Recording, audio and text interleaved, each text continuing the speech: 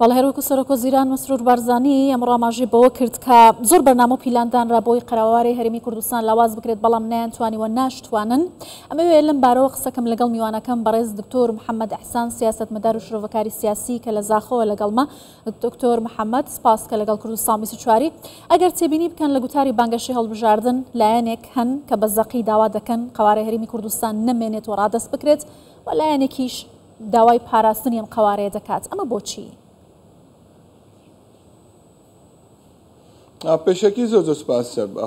ڕاستی ئەمە خۆشتێکی تازە نییە لە کەلتور لە فکری سیاسی کوردی لە فکری ئەو گروپانەی کە دژی پارتی دیموکراتی کوردستانیان کار کردووە لە 66ەوە تا ئەمڕۆ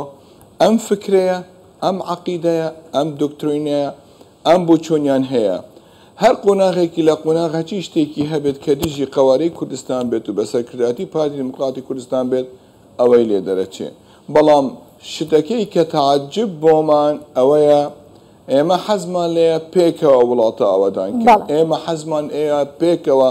سەرکەبین لەم وڵاتە نەک دژمنداری یەک بکەین بەڵام دیارە تەراکماتی تاریخ و حەقدی نەفسی ئەو گروپانەی بەرامبەر پارتی دیموکراتی کوردستان بەرامبەر تایبەت بەرامبەر ڕێبازی بارزانی قەت لێ مێشکیان دەرناچێ هەندێکیان محتاجی بە سایکۆپاتێک بەڕاستی سایکۆلۆجستێک پێویستە عیلاجیان بکات هەندێکیان محتاجی بە مراجعەیەکی شاملە بە مراجعە عەقیدەی خۆیان بکەم لەبەر بەڕاستی پارتی صاحب مالە لەم وڵاتە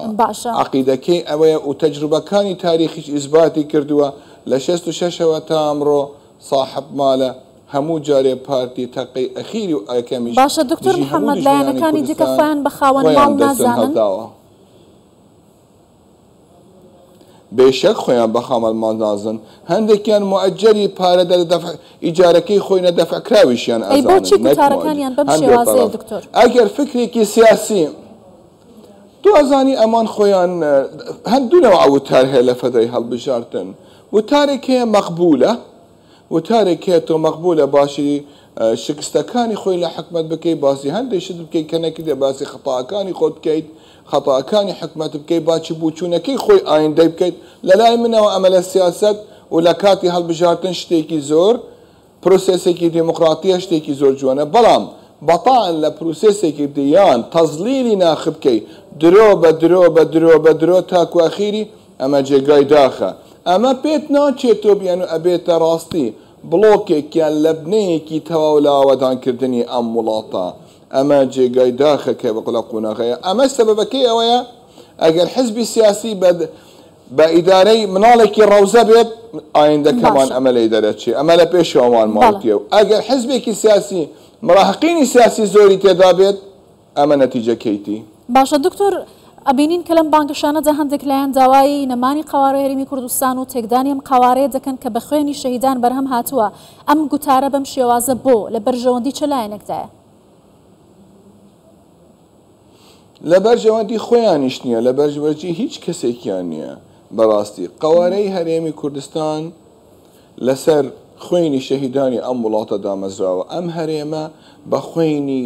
ئەجیالێکی هەیە خەڵکێکی هەیە ژیانی خۆی هەمووی تەرخان کردبوو بۆ ئەو ڕۆژەی تاکو پێیان گەیشتینە خەڵکێکی تر ئەگەر بێت و محاولە بکات کەتانێکی تەواوی لێ بدات یان هەوڵ بدات کە بڕوخێنێ بڕوابکە پێینایەتەکردن لەبەر لە پێشەوە خەڵکێکی تریش ڕوخان ئێستا ئەمڕۆ سەیری بریارەکانی محکەم دەکرد لە 2011 تا ئەمڕۆ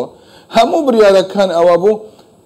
هجوومێکی کاملی پارتی دیموکراتی کوردستانە بەس نەمانی پارتی ئەزان ئەگەر پارتی نەمێنێ قەوارەی کوردستان تێکەچێ لەو کاتە هەموو میلیشەکانی عێراق لەگەڵ بوون هەندێک وڵاتە ئەقلیمیەکان لەگەڵی بوون هەموو عەشەرێکیان کرد پێیان نەهاتەکردن تاکو تەسیر لە قەوارەی کوردستان بکەن حتا پێیان نەهاتەکردن ئەو بریارانەی محکەمەی اتحادیش جێبەجێ بکەن وەلەو ئێمەش نەمانتوانی 100% بکەن ئەقەلشی 50% توانیمان دکتۆر محەممەد بە دژایەتیکردنی پارتی دیموکراتی کوردستان و قەوارەی هەرێمی کوردستان دەنگ کۆ دەکرێتەوە نەخێر لەبەر ناخبی کوردی دەنگدەری کوردستان بەڕاستی